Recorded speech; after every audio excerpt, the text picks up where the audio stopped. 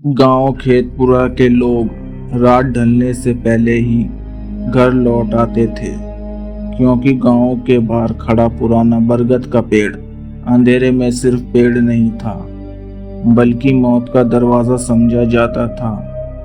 कहते हैं जिसने भी उस पेड़ के नीचे गाना गाने की कोशिश की, सुबह उसकी लाश मिली। राजू और उसका दोस्त नंदू दूसरे गांव में शादी से लौट रहे थे। रात गहरी हो चुकी थी। दूर दूर तक बस सन्नाटा और सामने वही पुराना रास्ता। राजू तेज चल, आधी रात में ये रास्ता सही नहीं है। अरे डरपोक, ये सब कहानियां हैं, भूत प्रेत जैसी कोई चीज नहीं होती।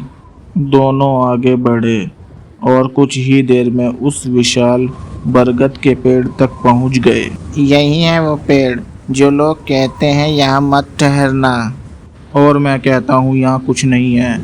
देख, मैं यहीं गाना गाऊंगा। अगर इतना ही दम है तो अभी गाकर दिखा। शर्त लग गई। ठीक है तो सुन ले। और ये चांदनी रात। शुरुआत में सब सामान्य था, लेकिन कुछ ही पलों बाद उसी धुन की गूंज किसी और आवाज में सुनाई दी, धीमी, ठंडी और डरावनी। अरे राजू, ये आवाज तेरे साथ कौन गा रहा है?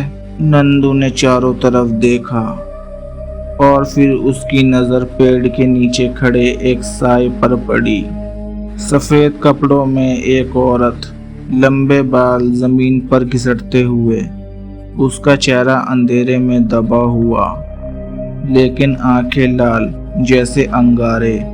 और चांदनी रात। कौन है? राजू भाग चलो। नंदू पीछे मुड़कर भागा, लेकिन जब उसने पलटकर देखा तो राजू वहीं खड़ा था।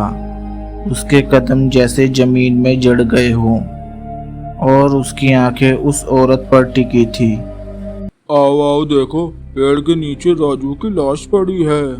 राजू पेड़ के नीचे मृत पड़ा था।